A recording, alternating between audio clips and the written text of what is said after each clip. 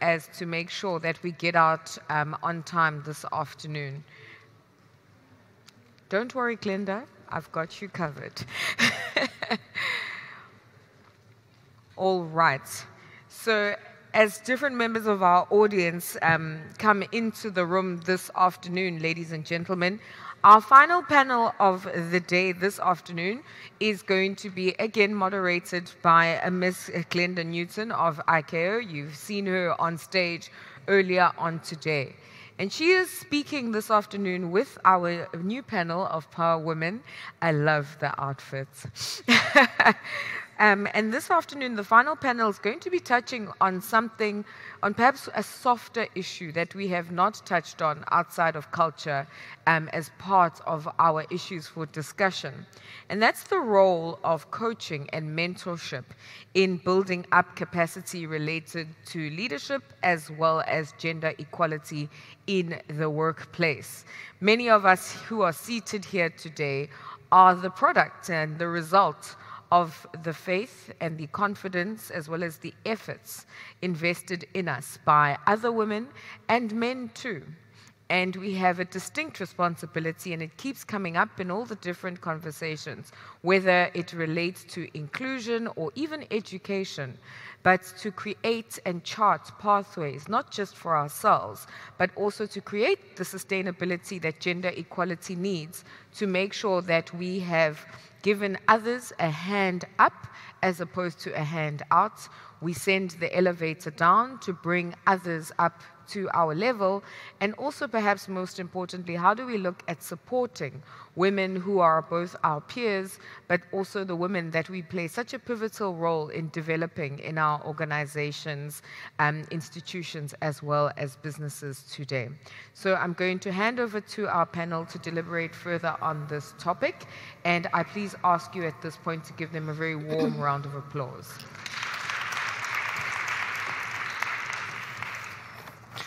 Thank you very much. We are truly the graveyard session, but we have a prestigious panel here, and I think you'll be very stimulated in regards to some of the items that we're going to touch on. I'll introduce the panel members now, one by one, before they get up to do their presentations, and I will actually introduce the session in a little more detail. So to my left, we have Ms. Angela Gittens, Director General of ACI, followed by Ms. Li Yinglin, Vice President, Yunnan Airport Group, China, followed by Ms. Patricia Brevard, Deputy Executive Secretary of ECAC,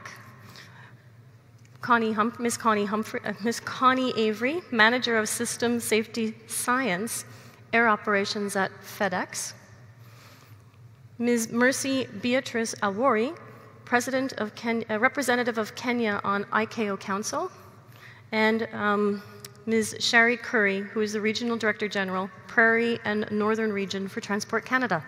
So we have an incredibly diverse panel of individuals. The purpose of this panel specifically is to look a little bit at leadership experiences that our panel members have experienced in regards to coaching and mentoring. And when we started to have a discussion as a panel, we realized that even we weren't on the same page in regards to what coaching meant and mentoring meant. Academically, coaching is seen as something that you would have as an exchange with a manager. It's shorter term, it's very performance-driven, but there can be a little bit of blurriness with mentoring, which is usually more of a long-term, relationship-driven type of activity. It's more strategic, it's more career-focused, and the difference I see it is if we look at football and we look at your coach is performance-oriented, want to win the game, we have to get there, whereas in mentoring, if you're called up and said, I'm scouting you to come and play on my team, sometimes you might go to the coach, but he might just always say no if you're really good because he wants to keep you. So you often go to someone else to have that kind of a discussion about should you make this decision or not. And it's usually broader than the tasks that you do on a daily basis with your manager. When you have a really good manager, you might have a really good coach. And these guys are going these panel members are going to talk about how this has affected them. So I will introduce first Angela Gittens, and I'm going to ask Angela a question. Thank you for being here. We would like to know that as the DG for ACI, can you tell us a little bit about how coaching and mentoring has impacted your career choices, and maybe anything that might have led you to be where you are now? Well, coaching and mentoring have been everything, quite frankly. I do argue a little bit with the definitions, because I think the boss I had when I got into aviation, the person who hired me into aviation, was both a coach and a mentor. In fact, he kind of sent me to another team. He was the one that not only coached me to excel in the position I had with him, but he also mentored me into taking a leadership position, my first CEO position, which is something I hadn't thought of at all, and really had no ambition to be a CEO. I figured that being a CEO, you have to do public speaking, and I certainly wasn't going to be doing public speaking. And he was the one that forced me into public speaking. So many of the things that we've been talking about today is what a good coach or mentor actually helps you with overcoming, especially for women. As we've heard, women tend not to see themselves in leadership roles. You're kind of not targeted that way. So a good coach or mentor helps you to see yourself in these roles. And then, or as someone earlier said, to get you out of your comfort zone. Many of us are achievers, and we try to do a good job at whatever we're doing, whether it's being a mother, a wife, or a worker bee. And we tend to become drones and not see that there's something else out there that we should be. Often men only see what they should be and are not quite as interested in what they're already doing.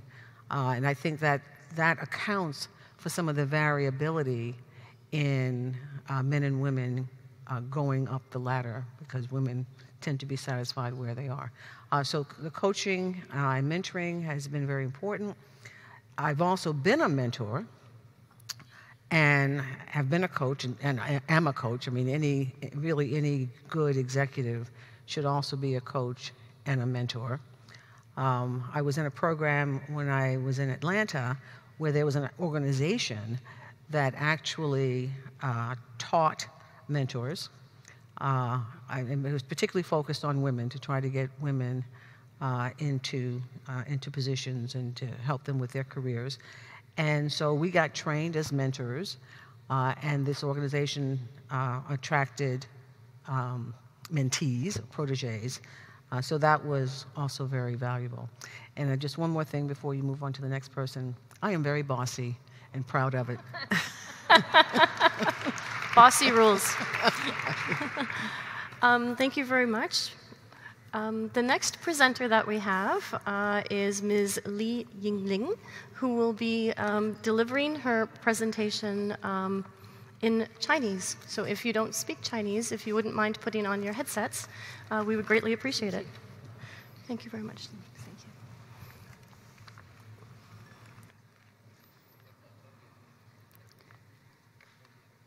女士们、先生们，大家下午好！非常高兴受邀请参加首届全国航空性别峰会论坛，能与全球航空业的同仁们在美丽的开普敦一起交流，探讨女性在民航空业工作的感受和经验，让我倍感荣幸。我是一名白族，在中国。 白族是人口数量不到200万的少数民族，主要寄居地就是我的家乡云南大理。那里是一个美丽的小城市，因其风花雪月而闻名中国。花呢，它有盛开的很多的一些鲜花，每个季节都有。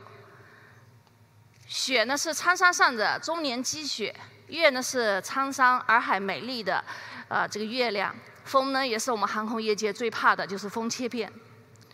我今天身着的就是我们大理白族的民族盛装，也是刚好来到这个异国他乡，在这里和大家一起共度妇女节，表示祝贺，也感到非常的高兴。大理呢和丽江、香格里拉一样，位于中国西南。谢谢 ，Thank you。在那里山高路远，地面交通不便。建设机场、发展民航，成为当地人们出行和旅游发展的主要交通方式。1995年11月28日，大理机场通航，拉近了白族人民与世界的距离，也开始了我民航事业的征程。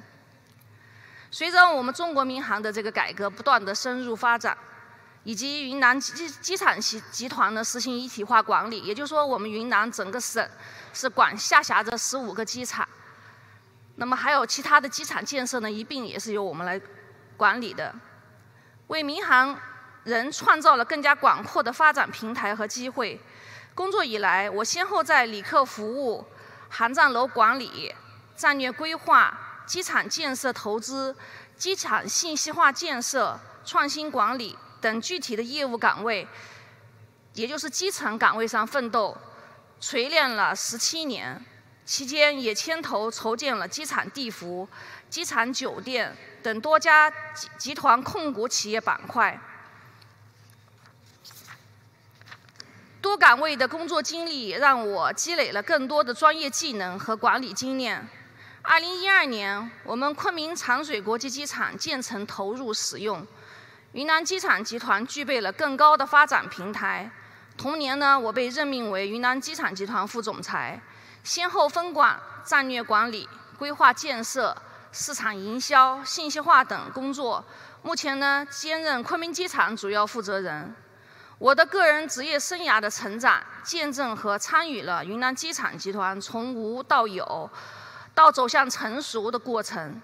现在，云南机场集团旗下运营管理着15个机场和19家企业，是运输规模仅次于北京、上海、广州中国的第4大机场集团。其中，昆明机场17年的旅客吞吐量达到了4473万人次，全球排名第37位。预计到2020年，昆明机场的旅客吞吐量将达到6700万人次，成为中国面向南亚、东南亚开放的国际航空枢纽。回顾我自己的个人的这种职业生涯规划和个人的成长经历，我的每一次成长都伴随着企业的成长和中国民航的业的改革和变革。我们中国人相信，要想获得成功，离不开天时、地利、人和。天时指的就是合适的时间，地利就是合适的环境。云南的区位条件、地形地貌让民航更具有发展空间，给了我成长的土壤，也给了我施展的舞台。人和就是合适的人选，任何人的成功都离不开个人的努力，这是前提。就我个人而言，每个岗位的调整对我来说都意味着全新的挑战。唯有通过努力、学习、敢于尝试、勇于超越，才能应对不断的变化环境。然而，要达成目标，我觉得更重要的一个就是团队的精诚合作和默契的配合。每个人的职业生涯都会在不同的团队中担任不同的角色，关键不仅是要在团队中发挥自己的价值，还要努力去凝聚整个团队的价值。只要能做到这一点，我相信人总是会得到成长的。小到一个家庭，大到一个社会，也都是可以理解为一个团队。任何人的成长、成功都离不开身边的人的理解和支持，无论是男性还是女性。朋友们，如今世界提倡男女平等，在中国这已经不仅仅是一句口号，在我们的云南民航事业中更是如此。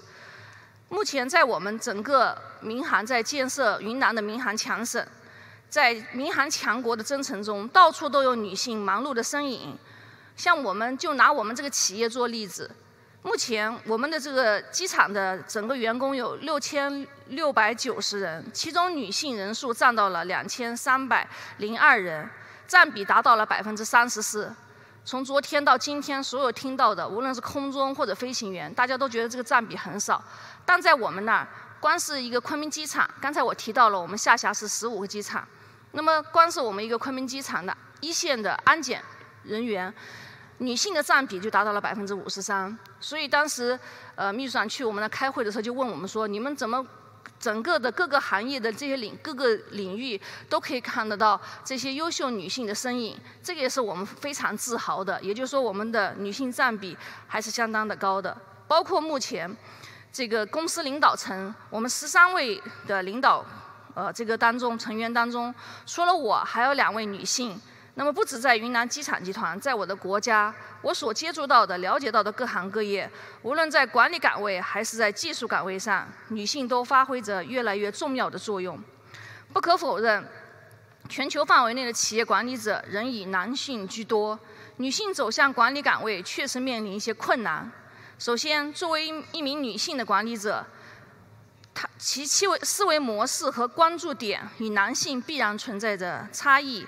这种差异无形当中会增加一些协调的难度，所以一些女性管理者会刻意的去模仿男性的管理特质。但是我认为，女性管理者一般都是思维更缜密、更感性、更具亲和力，这些特质可以以男性管理者形成多元和互补的作用。所以我们经常可以看到，在很多管理团队里，女性的参与会让管理层更加富有活力，产生更多的思维碰撞，更多的新主意、好办法。其次，许多女性管理者同时是妻子、是母亲，在工作、家庭中找到完美的平衡，对她们来说也是很大的挑战。相信很多女同胞和我一样，愿意付出更多的精力去经营事业和家庭，但是人的精力是有限的。如何在工作中更加专注的投入？我有以下个人3点看法：一，要相信工作也是生活的一部分，成就事业并不意味着放弃家庭。在这种潜意识的影响下，我会对工作产生强烈的认同感，并使自己更加勇于面对工作中的困难和挑战。二是要热爱自己的事业，我把自己最美的青春献给了民航事业，也在奋斗中得到成长。昆明机场的启用是云南民航发展史上的一个小高潮，新的机场从规划建设到运营转场，我都全程参与。在我看来，它就像我的另一个孩子，我享受着这种事业发展给我带来的巨大愉悦。这种愉悦感能够激发我的工作潜能和热情，从而以更加充沛的精力投入到工作和生活当中。三是一定要得到家人的理解和支持，无论是每天工作再忙再累，回家一定要花时间陪孩子、陪家人。这些时间虽然短暂，却是家庭中的润滑剂，让家庭时刻处于和谐美满的氛围中，也才能让我们的工作的时候呢更加的专注。最后，我还想在这里与大家分享，在云南机场集团公司，我们针对女性职工在管理制度、职业提升等方面的一些做法。我们在薪酬待遇的方面，我们提倡男女平等、同工同酬，注重绩效评价，考虑女性的生理特点，针对女性员工发放额外的补贴，在女性宫孕期、产期以及哺乳期等特殊阶段，实行人性化的带薪假的这个制度。在女性的职业升华规划方面，我们成立了女职工的委员会，通过员工的培训、技能大赛、读书活动，帮助他们提升工作的技能和业务水平，开展困难女职工帮扶、维权和慰问。在员工生活区引入幼儿园、小学。在我们还有一个比较有特色的就是在孩子寒暑假的时候，也就是说小孩放假的时候呢，我们开展这个专门的职工兴趣培训班。虽然我们是机场，我们把我们所辖的驻的基地的航空公司、驻场单位，包括移民局，一并呢都可以参加到这个他们的子女在寒暑假期都可以把他们子女送到这个班来。从一开始的1个班，现在发展到今年的3个班，然后尽力的为女职工解决后顾之忧。也就是说，他们来上班，孩子放假了没人管，但是可以交到这些特色兴趣班去，我们统一开办一些班级，让他们解决一些后顾之忧。不仅对我们自己的员工，针对我们的机场的所有女性旅客，我们也很用心。我们在机场航站楼内设置了许多便于女性、儿童特殊的一些设施设备，比如母婴区、儿童活动区、女性安检通道，也就是专门的女性安检通道。我们用真心对全社会的女性关爱，也大大增强了女职工的归属感和幸福感。德鲁克说过，系统的价值体现在系统之外。管理的关键就是一句话：管理者就是通过成就他人来成就自己。我高兴地发现，在许多年轻的女职工身上，我仿佛也看到了当年那个爱岗敬业、拼搏进取的自己。我相信，一代的女性会比一代的女性更加强。在当今社会，女性已经成为职场多元化的重要组成部分。她们细腻、坚韧、独立、自信。越来越多的女性领导者活跃在各个领域的舞台当中，为推动整个社会经济发展贡献，做着重要的工作。我相信，在这个波澜壮阔的时代，唯有奋斗才能留下深深的印记，唯有奋斗者才能永葆青春的朝气。奋斗本身就是一种幸福，只有奋斗的人生才能称得上幸福的人生。我坚信，广大女性同胞将不止于今天，也将在明天的世界舞台上贡献出更大的力量和价值。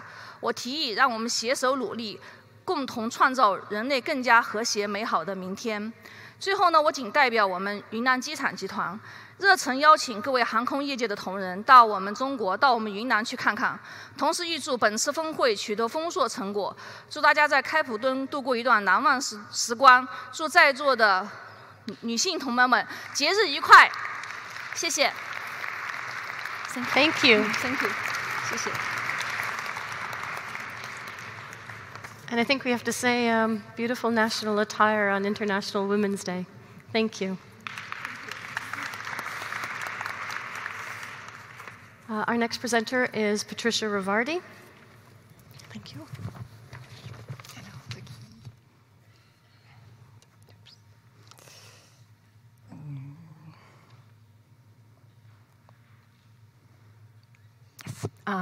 Bonjour à tous, bonjour à toutes. Ne vous inquiétez pas, je ne vais pas faire de présentation en français, je vais immédiatement passer à l'anglais, ce sera plus facile pour vos oreilles. First of all, I would like to start by thanking ICAO for the opportunity given to ECAC to present and to contribute to the discussion on gender diversity in aviation. When preparing for today, I read several studies that showed that more diversity in senior management ranks increase the performance of an organization, and that diverse groups can be better at making decisions than a homogeneous group. And this is good news. Now, that's a proof that I'm technology limited. Okay. Help.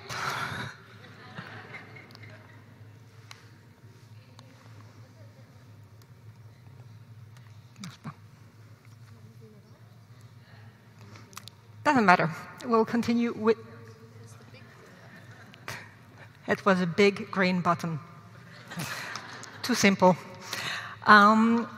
So when I was invited to contribute to this session on leadership, I asked myself whether the topic of gender equality or equity, rather, was an issue for aviation. And I realized that this was very possible, that one of the reasons this topic was raised for discussion was because a woman was leading ICAO for the first time in its 70 years history. I also had to ask whether it was because she's a woman or because, as a leader, she recognized the need to debate how the wider social issue is impacting aviation. And it is clear from the summit program that it takes leadership at the highest level to provoke debate and identify action that will improve the system. So I would like to acknowledge Dr. Feng Liu's personal leadership on this topic. And so to address the topic of our session, I looked at my own context, which is Europe. ECAC, as an intergovernmental regional organization, has 44 member states. And how many of our 44 states have a Director General of Civil Aviation as a woman? 4. It's not even 10%. Within the administration and a wider organization of ECAC, you can see that women are represented in some leadership position, but always in the minority in terms of number. Within ECAC itself, senior management is 50-50 because our president is a woman, Ms. Ingrid Scherfels from Sweden, and our executive secretary is a man. So we reach equity. When you look at the ECAC secretariat itself, we have 40% of women in professional positions, so in the highest grade, and we have 60% of men. So we are not there yet. It's in good progress, but a bit more is needed. Within ECAC 40 working groups, we are mindful of the balance between states, small and large states, EU and non-EU states, and we also have some other consideration. But gender is not one of them. We work to merit irrespective of gender. And today, 20% of our working group are chaired by women. And what is interesting is that we exceed the 50% in groups like security groups, although aviation security is a very male-dominated environment.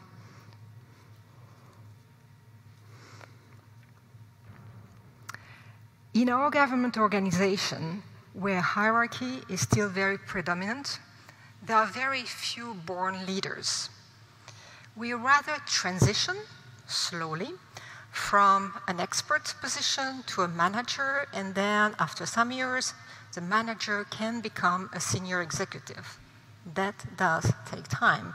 That's why when you look at our organizations in Europe, usually you see senior executives that are around 55 to 60 years old. You do rarely see 30 years old in the most senior position. And research tends to demonstrate that each of us have a certain form of intelligence and a personality. And this is given. There is not much you can do. For example, if you are a very introvert person, then you will remain an introvert person. But there are things that you can change, and these are your behavior skills, if you want to change. Because you can change your behavior. You can adapt your behavior to what you want to achieve. And that leads me to the key question: do women want to have leadership position in aviation? And for me, the answer is very simple. When there is a will, there is a way. And I love this saying in English, because if you want, you can. And that's what we all have to believe in.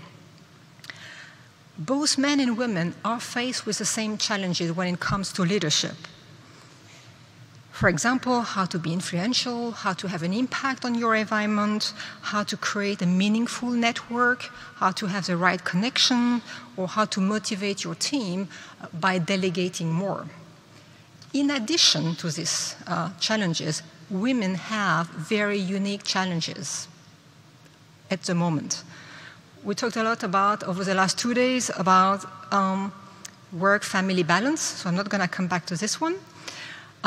We also have the issue linked to dual career couples, when both are having a very demanding career. So when, for example, both work in aviation and travel 6 months per year, that is a very challenging situation.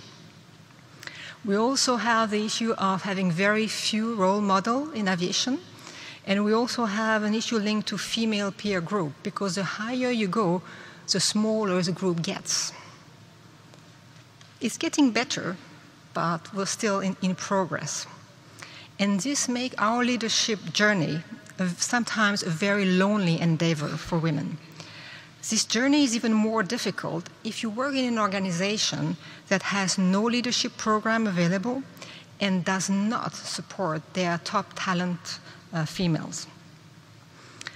Very often, we discussed over the last 2 days the different views on whether women can have it all, whether we can have a very successful career, a happy family, a very enriching private life.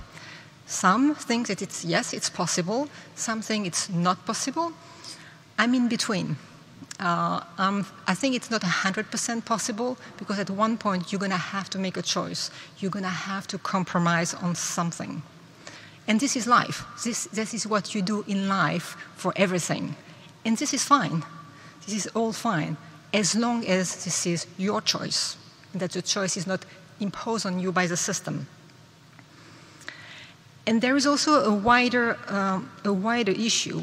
I'm going to go very fast on this one because we've discussed it quite a lot this morning about STEAM. Aviation is a very technical domain, and it's heavily reliant on certain type of competencies. And given the gender imbalance from a very early stage, I think it's unlikely that aviation can change everything at once. But what aviation can do is change any bias in our processes that further restricts or precludes talent progression. So in addition to awareness, we need practical program that we can measure and that moves in the right direction. We wanted to talk about coaching and mentoring in this session. I must admit that up to now, and I'm rather old, I never had a mentor and I never had a coach in my professional career. That's life. It's fine. It just makes things a little bit more difficult for me than if I had a mentor or if I had a support. The good news is that I had very good friends. Few, but people I can go to and I can talk to anytime I wish, almost on everything, not on everything, but almost, and where they will challenge me, where they will ask me questions, when they will challenge my thinking, my behavior, and they have helped me to improve, and they have helped me to learn. And I've also learned from my mistakes, because don't be scared of making mistakes. We all do. It's just what you do out of the mistake that you do. You have to learn. There are lessons to be learned, and these are most probably the most important lessons that we can learn in our work environment. And learning to lead is a process. You don't necessarily learn that at school in a classroom environment. It's learning by doing. And this is the reason why both mentoring and coaching are important. They're not essential, but they're important, and they're complementary tools, depending on the definition that we have on coaching and mentoring. But coaching, for me, the way I see it, is an opportunity to maximize leadership and to support the development of leadership skills and style. And let's not forget that we all have different leadership styles. And this is fine, too. Leadership style for female do not necessarily to be the same style that we have for men. And that we need to accept that, and this is great, because it contributes to diversity as well. For mentoring, they will help develop your career advancement by stimulating your thinking, and where also they can share their own experience, even if they are not in the same domain as you are. And mentoring, for me, has to be somebody who is outside of your own organization. Because there is no issue of authorities, there is no issue of hierarchy, and you have a space that is safe for you to speak and to express what you think. So, what can be done to promote more women in leadership positions in aviation? First, this is all about defining a strategy for change, which needs to take into consideration the culture of each organization and its values. And this summit is a first step in this change process, and it raises awareness on the fact that something needs to change and that we need more women at the top. Education. Education can play a critical role in developing gender diversity in leadership. Women professionals with a high potential should be given the opportunity to develop their leadership skills. In our position today, and I'm looking at our session, we do have a collective responsibility to make sure that women are equipped for success in their organization and for any step in their career. We should also think of new funding mechanisms which would support women from different regions to participate in women leadership programs. There are plenty, some by university, some by the UN, but they should be given the opportunity to do it. And I'm sure that ICAO, states, and also industry can create something, a mechanism of some sort that will make a difference on this. We should also think of creating a network of mentors.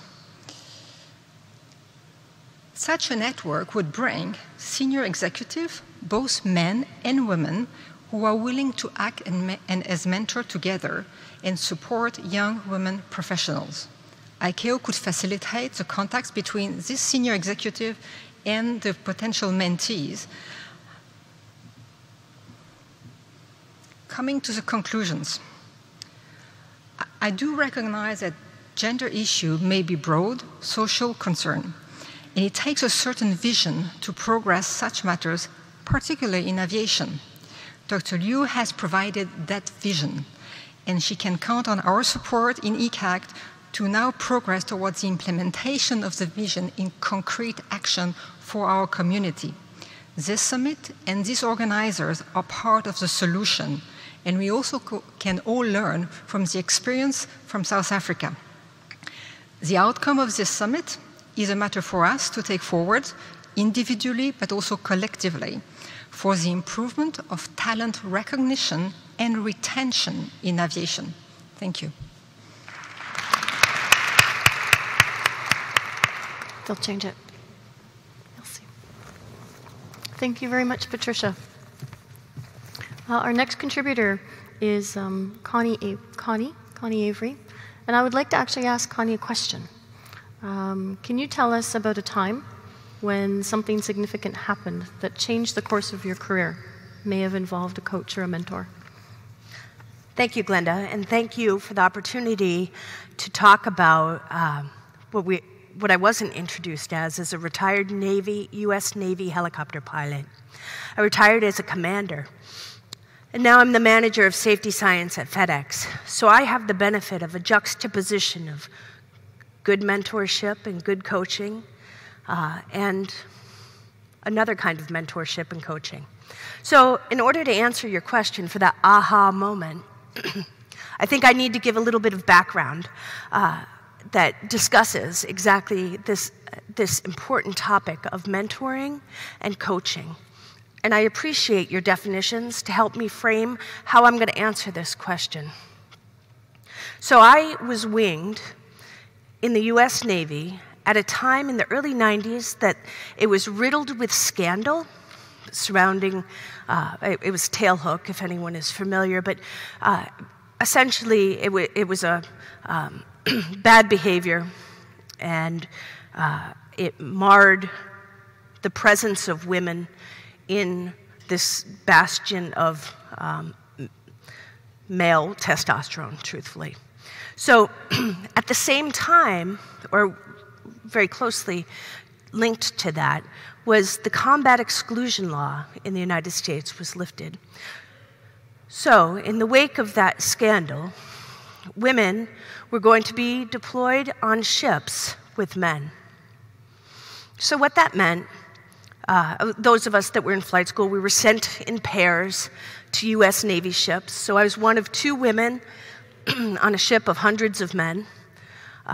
Funny, they mentioned the indicator of readiness for women in the workforce, where restrooms can be an indicator. Well, they didn't have a restroom for us, so we had to share. There was, 50 men and 2 women, so we had to flip a sign and wait our turn or get it evacuated. So my point in talking about this is we were pariahs, Now, we had our friends, onesie, twosie, but as a whole, the institution wasn't interested in integrating us.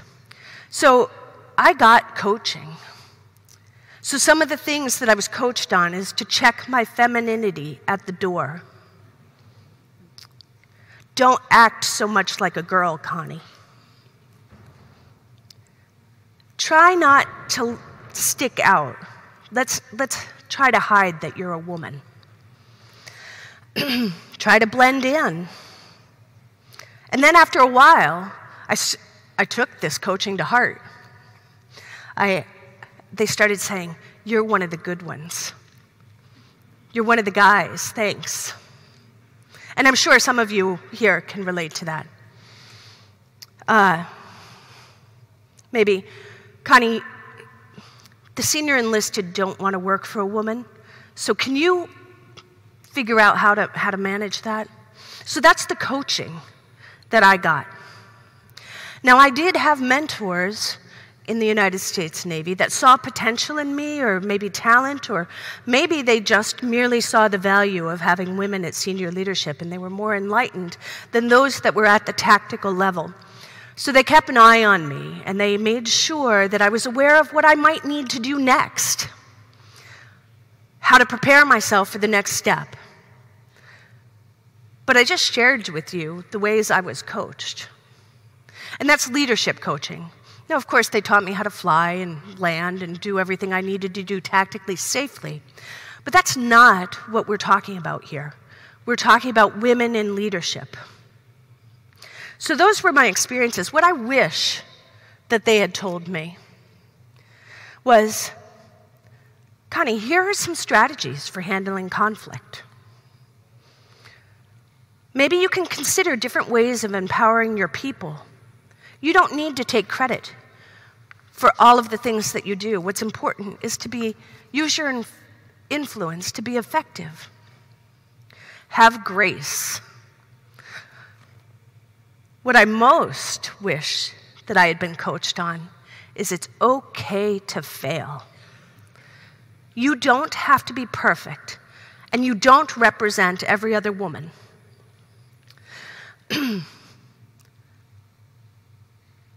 Another thing that I wish they had told me is be certain to reflect on how you handled a situation. Learn from it, but don't ruminate on it. I don't know whether it's ubiquitously a woman's thing, but I know that I spent a lot of time ruminating on my failures that I shouldn't have had according to my coaches, not just learn from them. So, I think it's important that not only are we good mentors, but if you see someone mentoring improperly, intervene. I think it's all of our jobs, particularly in a hostile environment. And I won't say that it was hostile in an abusive kind of way, but it was a place that they didn't want women. So as we're all here gathered to talk about how we can get more women, we need to make sure that the seeds that we plant are able to thrive. And by telling women not to be women, that does not cultivate an environment for which they will grow and thrive. So, just to demonstrate, again, getting back to your question, what's my aha moment? A few years after this environment, and it's draining. I know that the other panel members here talked about how much energy that it takes to be working on things, trying not to be a woman. That takes a lot of energy, actually. Trying to pretend you're someone that you're not, that takes a lot of energy. So, but that's what I learned. That's what my coaches taught me. And when I found myself in a leadership position, I went away from the cockpit and came back. I worked in the Pentagon for a while, and when I came back, there was more women. Well, I treated them the same way that I had learned to be a mentor. And I remember saying to Lieutenant Flaherty and Lieutenant Hodge, stop acting like a girl. And you know what they said to me? They said, "Ma'am, I am a girl." That was the best coaching that I had had. Yet that wasn't my aha moment. That was the beginning of my journey. My aha moment came after self-reflection, seeing these young women owning who they were, a privilege that I didn't believe that I had. And I was sent to deployment to Southeast Asia to fight for counterterrorism in the Filipino and Indonesian archipelagos against ASG. And I remember seeing Admiral Nora Tyson, the first female admiral in charge of a Marine expeditionary group. She was married, no children. And on the front page of the Marine Corps Times, it said, "I'm just one of the guys." June 22nd, 2008. I looked at that article after Lieutenant Flaherty and Lieutenant Hodge coached me about a year before and reflected on my journey. And that was my aha moment, that I don't want to be just one of the guys. I want to be an aviator, I want to be an aviation professional, and I want to be me. So I believe all of us in here are leaders, we're all mentors, we're all coaches, and we are all mentees. So don't be afraid to learn from those that are behind us. Hopefully, our experiences will help it so that they don't have to go through the same things. And your experiences do not translate to exactly what they may need. So it takes constant reflection, open-mindedness, and continual curiosity.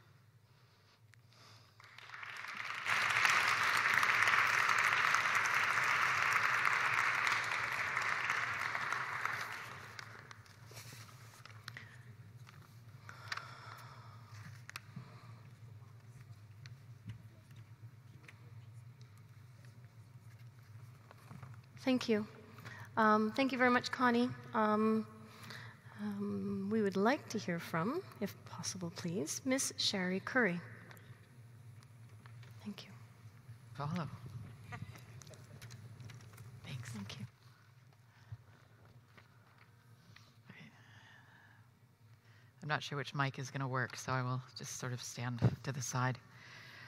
First, I want to thank ICAO for organizing this meeting and for the South Africa Civil Aviation Authority for hosting us for the last couple of days and through tomorrow. It's a real honor to be here with such a powerful and positive influence in terms of women in our society and in our community and in aviation. And it's a real pleasure to be back here after about 18 years of being back in Canada. I've been asked to focus on what my department is doing, so Transport Canada. To talk about a pivotal moment in my career, I can't say that that was a really inspiring story. Mine may not be that inspiring, so just bear with me as I get through the rest of the graveyard shift and take us to our final speaker. But I have been asked to speak about a pivotal moment. I'm actually going to talk about two, but very, very briefly. And then a couple of thoughts on what we can do to close the gender leadership gap, both in terms of aviation and more broadly. And I think you'll find that a lot of the things that I'm going to speak to they're familiar. We've heard them over the last 2 days. We'll likely hear them tomorrow. And I'm taking that as a real positive, that we're all sort of in the same mindset. We're all going towards the same direction. So it's really quite an interesting spot to be in at the end of day 2. So in terms of what my department is doing, we've taken an interesting stance in Canada. We've put together gender-neutral leadership competencies, and we have the expectation as executives and as leaders in our department and in our government that we will build our career and our performance towards these 5 competencies. They're up on the screen, I won't read them. And all of our talent and performance management is based on those competencies, whether you are an EX1, so a junior executive, a senior executive, whether you're the deputy minister, whether you are a junior policy analyst, we all have to work towards the same competencies and the same leadership themes. And what we've done with sort of that thinking that we all need to be the same type of leaders, no matter what level you are. We have taken on a student challenge. Our deputy minister spoke to us, I think about 18 months ago, and said that, I'm looking at Nicole to see if she's shaking her head for timelines. He challenged us that each executive had to hire a student, and not just hire a student, make sure that student had a really positive experience within the Government of Canada and mentor them. Find them somebody that they can partner with, find them somebody they can speak to, and find them somebody who will be able to answer their questions and help them work through some of their career and their academic questions. So we've done that, but thank you. One of the things that we've done beyond that is we have set up a leadership development initiative, and we're in cohort 2 of that, and it's been exceptionally successful, I think, in terms of promoting both women and men in our department, but also starting to change the culture in our department. We have an application process and a little bit of, nudge, nudge, please apply, we want you to do this.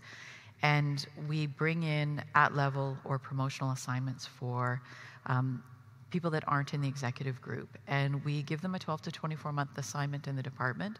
We assign them a coach for the whole period of their assignment. And they have access to mentors, a variety of mentors, depending on what type of assignment they're doing or what they need during that assignment. And then we do targeted training. So we do very specific leadership training. We do personality tests. We do 360s. We find out what their strengths are as individuals, and then we work with them as individuals to move them forward in the department and within the public service. And this last cohort, I'm very happy to say, was just over 50% female. And we've had an exceptionally high success rate in terms of when people are finished their assignments, they're actually being put in their positions. So we're seeing a very different competitive, but very kindly competitive process that's changing the way in which our department is looking at leadership and promoting leadership.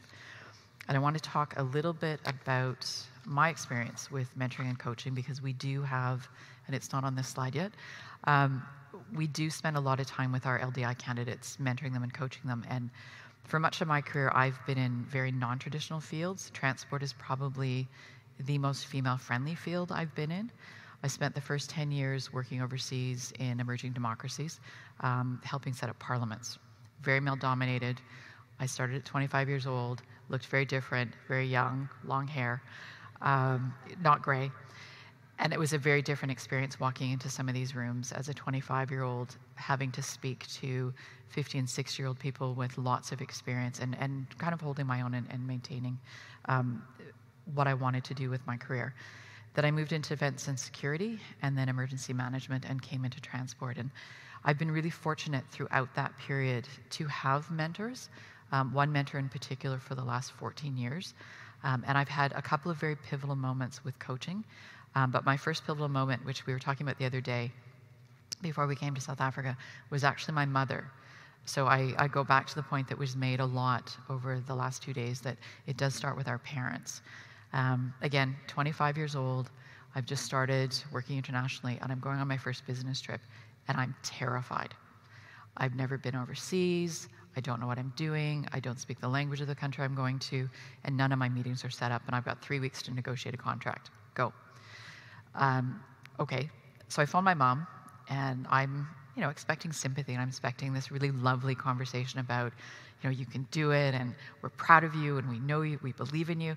Instead, what my mother said to me is, get on the plane, do your job, or get a new job. And I thought, oh my God, like, you're supposed to be the one person who's always there. But what I took away from it at the end of the business trip, because I did get on the plane, I did go and do the job, and we successfully negotiated the contract. And what I learned was, it's okay to express your doubts. It's positive to express your doubts. It's positive to talk things through. It's okay to share those doubts, including about your confidence and what you're capable of doing, but it's not okay to let it stop you. So you have to take those risks. You have to be brave. You have to have the courage. My second pivotal moment was with a formal coach, and it was just about 18 months ago. I was about to start a leadership program at the University of Ottawa.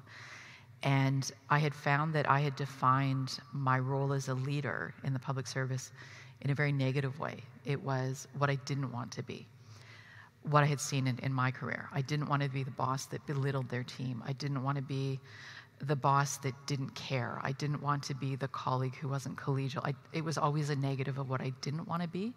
And in speaking to the program director, he made me realize that I needed to turn that voice around in my head. I needed to become much more positive.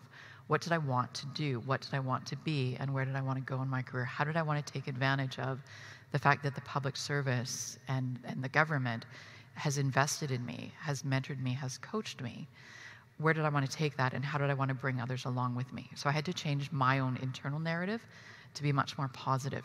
And I think that leads into sort of my thinking about closing the gender leadership gap. We talked a lot about the structural changes in terms of recruitment, reassessing job requirements, expanding the applicant pool, targeting applicants, changing the way that we look at criteria and how we evaluate men and women. We talked about retention, and we talked about sort of general evaluation as we move forward in terms of measuring substance versus style. It's not about the voice that you're projecting. It's not about the voice you're speaking with. It's about the content that you're saying. So I want to go to sort of my more positive, where I think we need to go based on my experience in the Canadian Public Service and working overseas. I think we need to change the definition of leadership. We've talked about that a little bit, but we've also talked about, and we read about, the feminization of leadership. And that carries with it some connotations that may be perceived as negative. There was an article a few months ago in the Globe and Mail, which is one of the papers in Canada, that talked about the feminization of medicine. But it talked about how that feminization of medicine came with a very negative commentary, that there's less doctors, women are working less hours, they're taking care of their family, we don't have many specialists because they're going into particular trades. Yet in Canada, we have more doctors per capita today than we ever have before.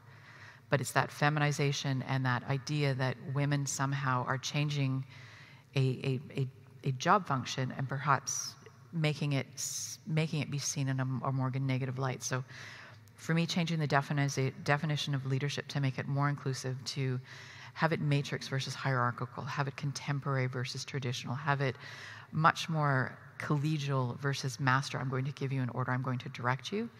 Let's talk about it. And Nicole and I have talked about this a lot in terms of the way we like to approach our teams. Changing the narrative, we heard that in the last panel as well. Build diversity and inclusiveness into the workforce, build diversity and inclusiveness into our definition of leadership, but also add wellness. We've talked a lot about inclusivity, but in transport, we've talked a lot about that wellness piece. And one of the things that Nicole and I are doing is we co-champion diversity in transport. We're the national champions, and a huge piece of that is not only the inclusiveness, the diversity, but how do we, I know I'm running out of time, I have one more point after this. How do we allow a flexibility in the workplace for both men and women? How do we allow work-life balance to be spoken about in a different way? It's not about women wanting to have children. It's about being able to work in a remote location. It's about being able to work under your own power, under your own influence, within your own time frame, but still meeting your objective. So it's about managing through outcome versus managing by direction and being that traditional leader.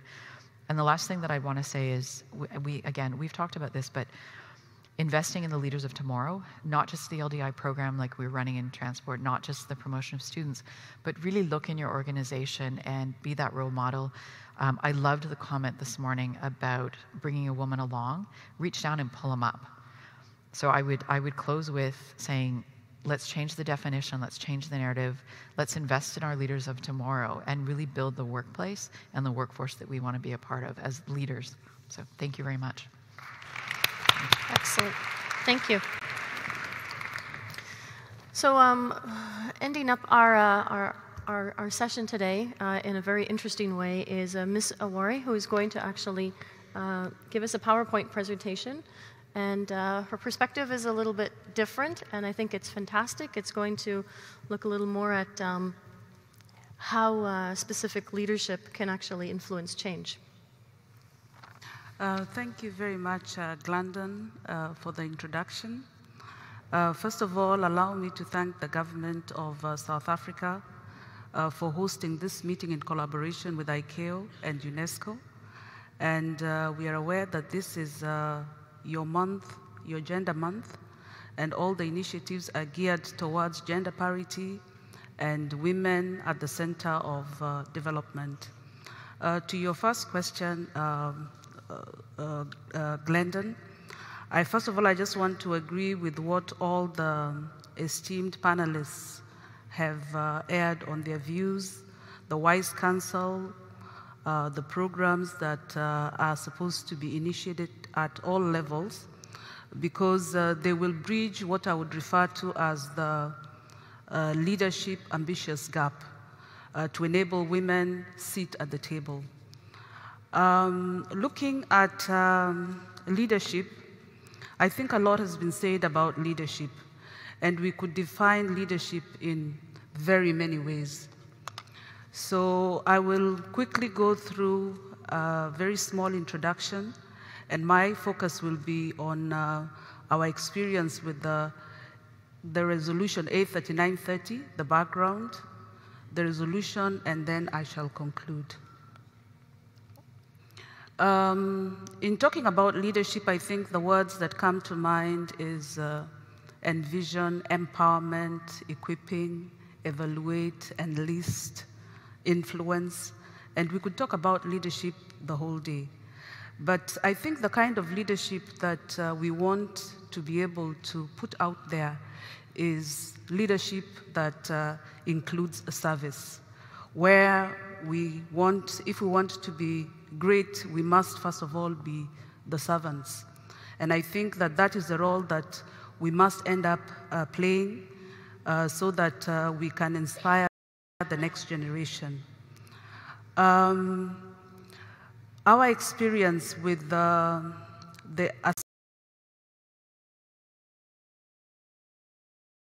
want to just bring out that in 2014, women in the Council of ICAO was at the highest. It was the largest cohort. The Council was under the Chicago Convention in 1944. And guess how many the women were? There were 7 out of 36. And at the time, we thought that this was really a coincidence. It happened by chance. And therefore, what we did is we realized that we needed to step up. We looked at the Air Navigation Commission, and at the time there was only 1 woman. And the technical bodies of ICAO, including the panels, and these panels, their memberships are drawn from the expertise within the member states. And yet, the same poor results are reflected across the board. So ultimately, these do affect ICAO. Now, the 7 women had already made it to the council, but what about other women who would come after us? We recognized that we were privileged and that we needed to have something that would be institutionalized. So we felt a need to be hugely intentional with the platform that we had and to do something for posterity. So we needed to have a policy that would transcend our dispensation, one that would create an opportunity for others to join the governing bodies of ICAO, one that those who would come after us would have something in their hands to work with. We wanted results, we wanted impact, but we were only 7 voices out of 36. So we sat down and we drafted a working paper on how we could institutionalize gender participation in the governing bodies and in the organization. We strategized on the approach that would be inclusive and persuasive, and as fortune would have it, we realized that the 7 women represented nearly all the regions. We had 1 woman from Africa, 1 from Latin America, 2 from Asia Pacific, 1 from Middle East, and 2 from Europe. So we agreed that each one of us would start the conversation from our own regions so that we could get in the buy-in, build the consensus to ease the discussions that would be brought before the council. We recognize that women issues should not be put in silos, so our male counterparts should get involved and also take leadership. And the male counterparts to champion the cause so that it does not ride on our shoulders. Because you all know that people will always support what they create. So inviting men to talk about gender is what will make the change. So our male counterparts became our collaborators and helped us shape the paper. Among ourselves, we knew that we were preaching to a choir. Amongst the women, we had all agreed. So there was the input of the male colleagues, the help of the Secretariat, of course, and the paper was presented as a council paper to the 39th Assembly for adoption, which ended up as Resolution A3930, and whose ownership is now for the 192 member states.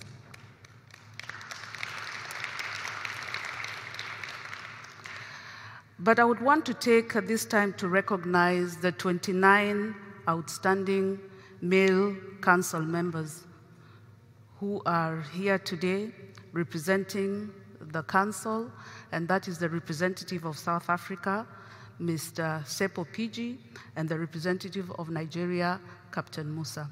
Thank you very much.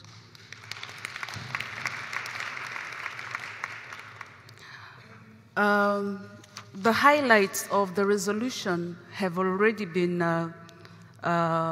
discussed. I think the Secretary General in her address did mention the resolution, and Mr. Henry Goji also took us through the resolution.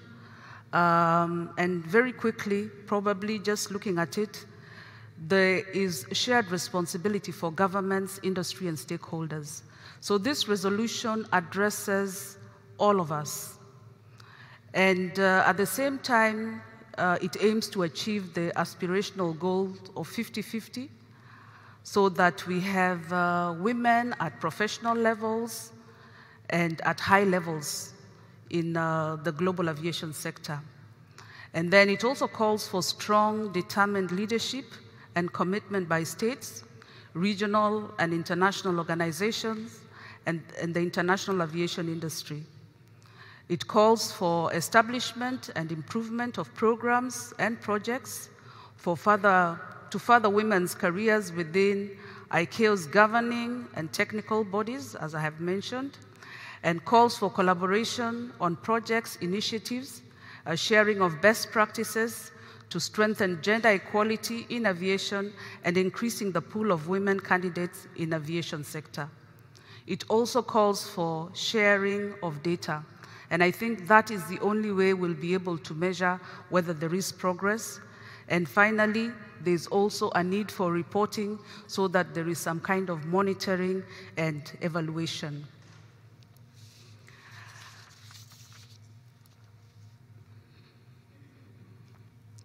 Now, on the implementation, I think we couldn't have been very far if we did not have a female Secretary General, because when the baby was birthed, the baby was put on the lap of the Secretary General. And the Secretary General has had a very robust action plan, programs and projects, gender equality programs, implementation plan, and partnerships with other UN organizations. So from ICAO's side, we are confident that everything is moving in the right direction. But all we would be able to urge is for the partners and for the member states to also do their bit, because we then realize that the implementation is for everybody. So looking at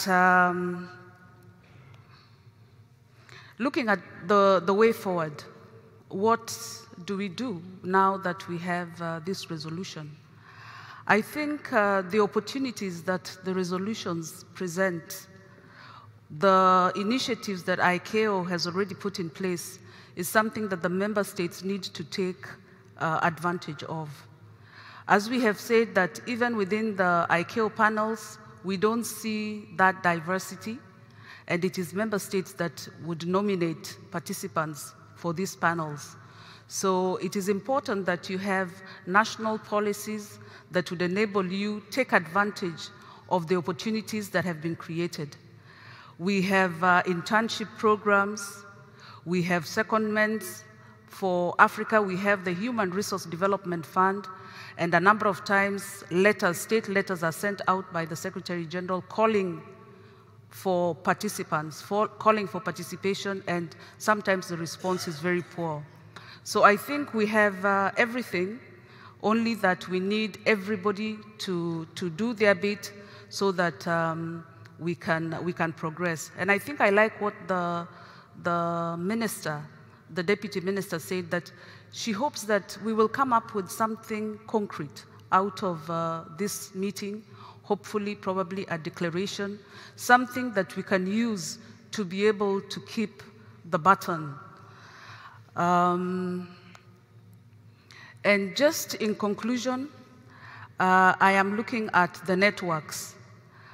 Currently, the women in the council have decreased. We are no longer 7, we are only 5.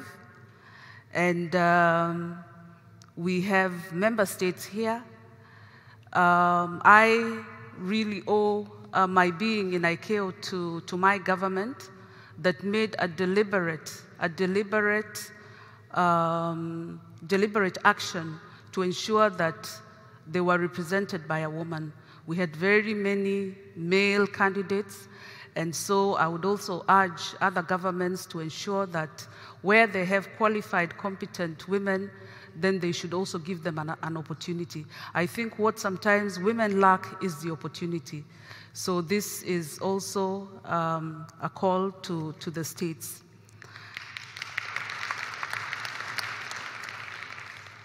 So in conclusion, I will say that nothing is possible. Nothing is impossible.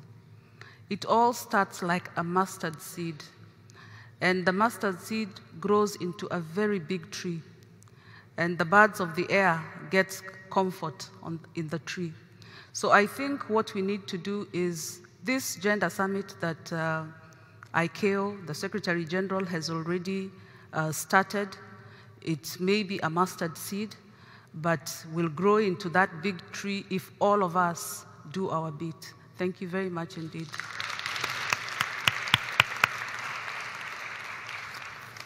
Thank you very much. We don't have time for questions, I'm sorry. This was a panel which we would have had a question period for, and I apologize for that.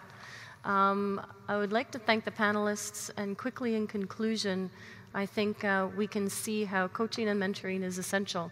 And I think it's been reinforced here how women aspiring to be in leadership roles, women who have achieved leadership roles, there is mentoring and coaching which is different, I think, than what we've traditionally seen. And I think the way forward, as we've heard, nothing is impossible. We just need to get this right. Yeah? Do you guys agree? Okay. Thank you. Thank you, panelists. All right. Thank you so much to Glenda and her panel for their insights on how they support and develop, and some of the challenges even that they've overcome in their own journeys and experiences to where they sit today. Thank you, ladies, for sharing so openly with us. Ladies and gentlemen, at this point in time, I would like to call to the stage Professor, oh, there she is, Professor Ajani Mhango to the stage, and we will then close our program. She has just a very short message for all of us. Please give her a very warm round of applause. And for the purposes of this evening, she represents the board of the South African Civil Aviation Authority. Thank you very much, Program Director. Distinguished guests, we have come to the end of the day, as the Program Director has indicated. I am sure that you will agree with me that we really, really need to let our head down and relax our minds a little bit before tomorrow. So it is against this background that I'm standing here on behalf of the South African Civil Aviation Authority to invite you to join us for a gala dinner hosted by the South African Civil Aviation Authority, which will be held at the Cape Town International Conference Center in the ballroom hall. It's in the main building, not this building.